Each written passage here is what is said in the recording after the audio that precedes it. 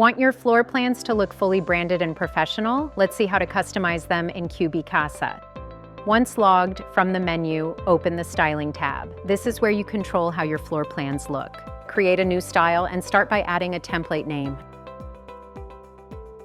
Then choose your preferred language and units. Upload your logo to keep everything fully on brand. Then select your color palette. Choose the colors that best match your brand.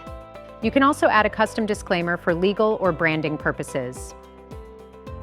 Once you're happy, save your new template. Now select the floor plan you want to customize from the Orders tab. Apply your new template with just a few clicks.